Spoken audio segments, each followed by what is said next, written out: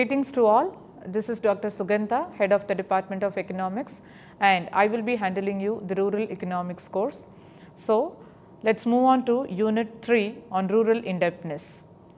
Rural debt is a pressing issue in India, where over 50% of the rural population relies on agriculture for their livelihood, yet faces immense financial stress.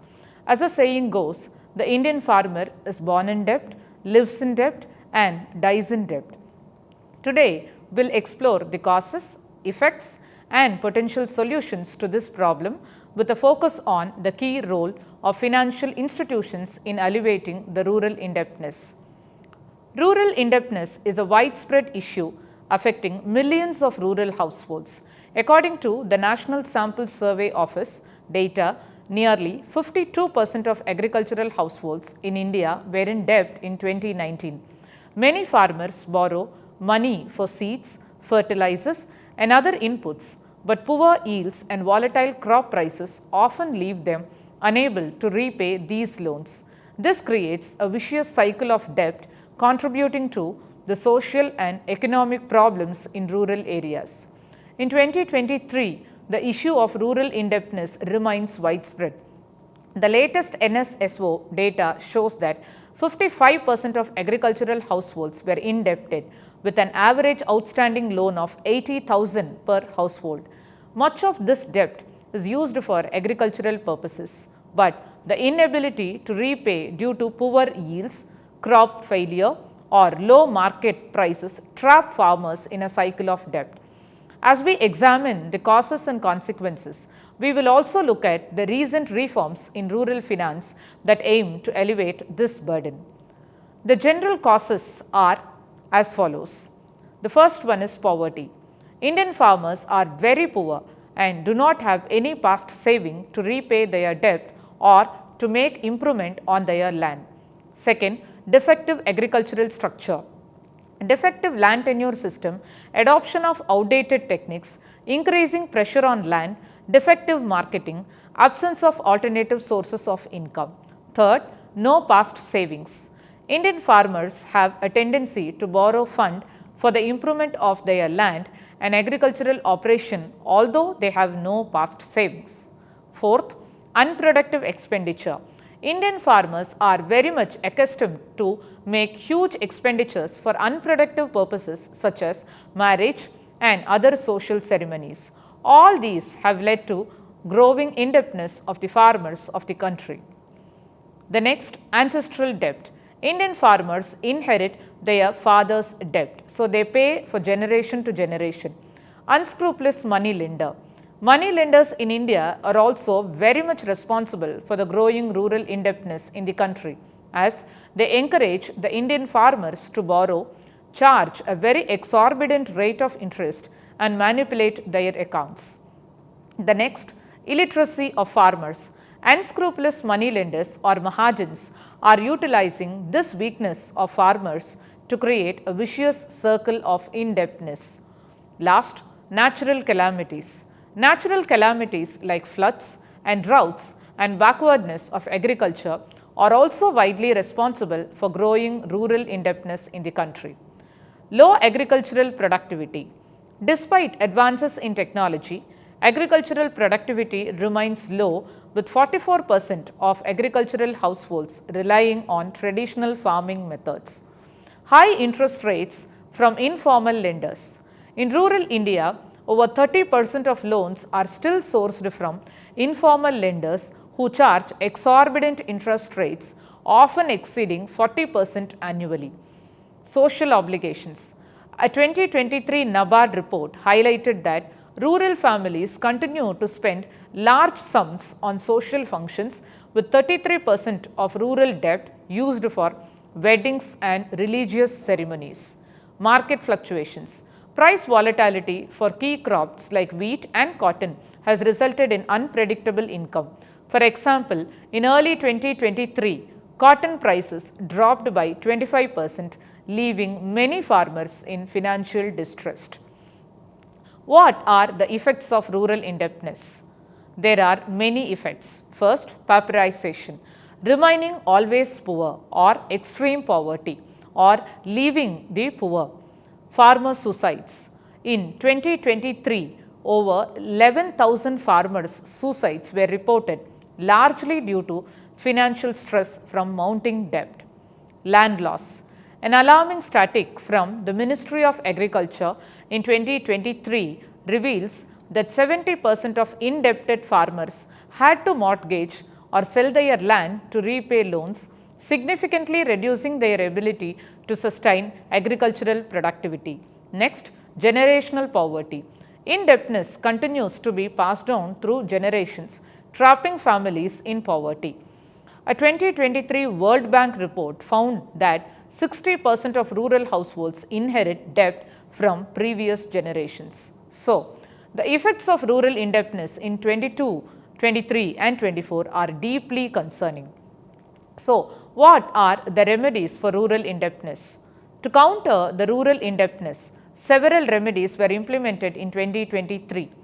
Regulation of informal lenders. In 2023, the government introduced stricter regulations capping interest rates for informal lenders at 18% to prevent exploitation. Expansion of rural banking. New banking reforms in 2023 expanded the reach of regional rural banks with an additional 1,500 branches opened across India to ensure better access to formal credit. Third, entrepreneurship program. The Prime Minister Vikashkarma scheme launched in 2023 promotes rural entrepreneurship by offering interest-free loans and skill development programs to rural artisans and small businesses. What are the bank's role in removing this rural indebtedness? Banks, especially rural, plays a very crucial role in providing affordable credit and reducing reliance on informal sources. Programs like Pradhan Mantri Jan Dhan Yojana have made banking accessible to over 450 million people, but more needs to be done. The Pradhan Mantri Jan Dhan Yojana initiative reported 493 million accounts as of March 2023, significantly improving financial inclusion in rural areas. Through this program, farmers now have access to formal banking channels, reducing their dependence on informal lenders. Crop loan schemes with interest subvention and credit guarantee schemes provide much needed relief to the farmers. Next, regional rural banks. Let's now dive into the different banks and its role in credit facilities. RRBs were established to provide credit and banking services to the rural poor. Since their inception in 1975, RRBs have extended to 21,850 branches across India. It have expanded their reach in 2023 with over 22,000 branches now operating across India, serving more than 250 million rural customers. This year, RRBs were instrumental in disbursing over 1.5 lakh crore in crop loans, ensuring that farmers had access to affordable credit during critical agricultural cycles. However, the reach is still inadequate and RRBs need to focus on enhancing their digital infrastructure to provide easier access to loans. Next would be microfinance. Microfinance is a powerful tool for rural empowerment. In 2023, India's microfinance industry served over 60 million clients, offering small loans to individuals without collateral. The average loan size is approximately 30,000, which is essential for helping small entrepreneurs grow their businesses. Organizations like Bandhan Bank and SKS Microfinance have shown the potential of microfinance in improving livelihoods.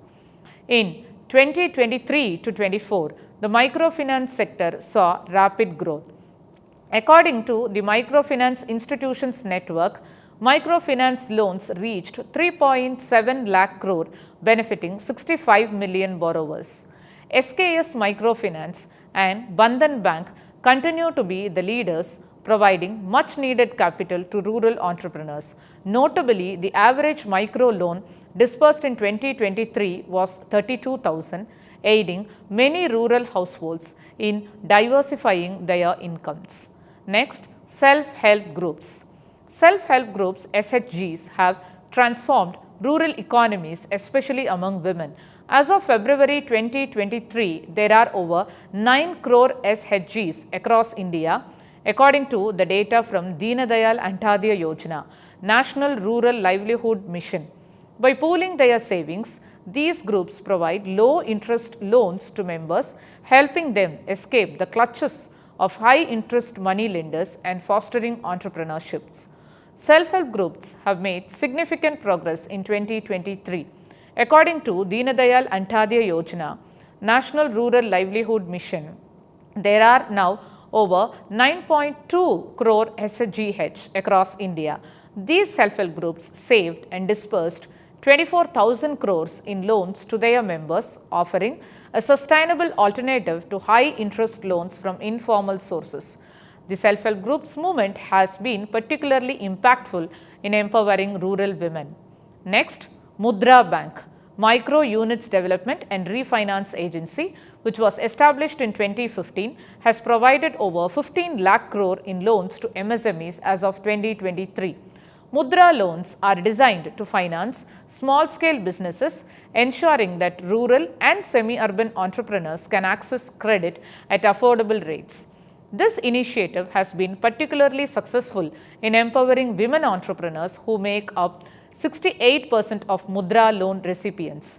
As of 2023, Mudra loans worth INR 20 lakh crore have been disbursed to more than 40 million beneficiaries, with a focus on supporting micro and small businesses. This year, 68% of Mudra loans were provided to women entrepreneurs, contributing to a growing trend of rural women setting up the businesses. The next one is Rural Credit System. The rural credit system is essential for sustaining agricultural activities.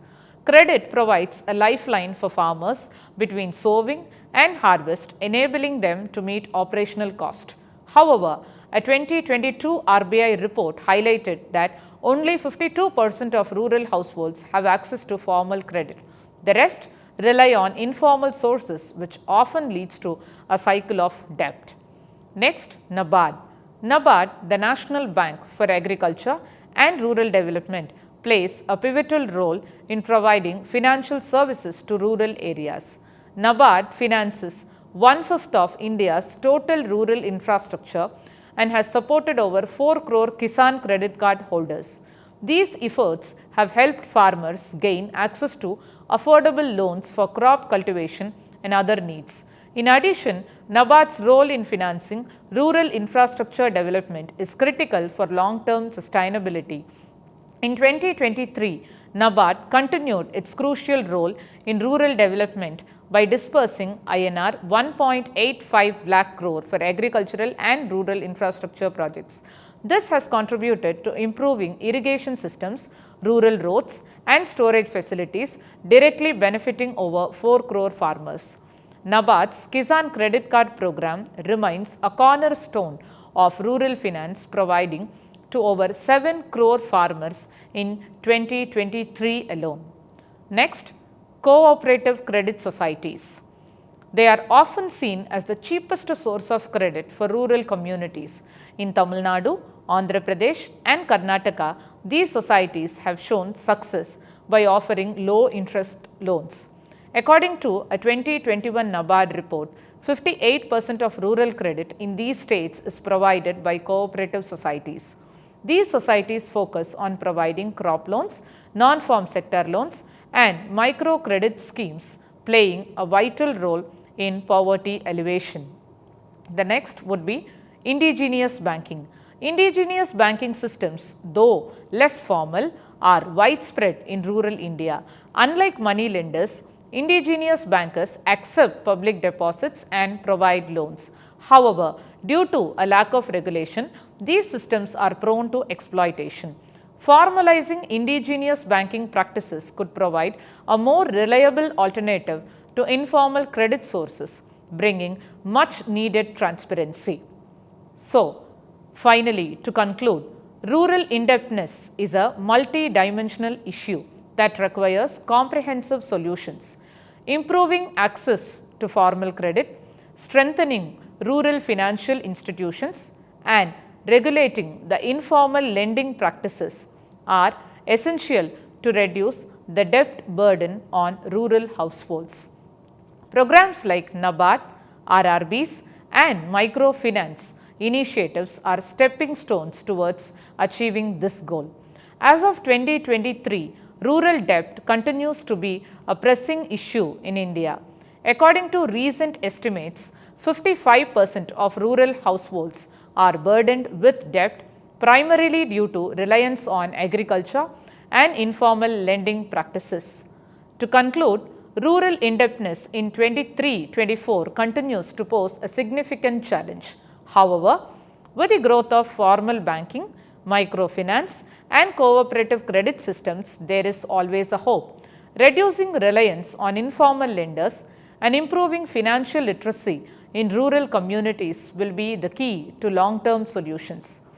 As we look to the future, sustained efforts from both government and financial institutions will be needed to eradicate the rural indebtedness. Thank you for your attention.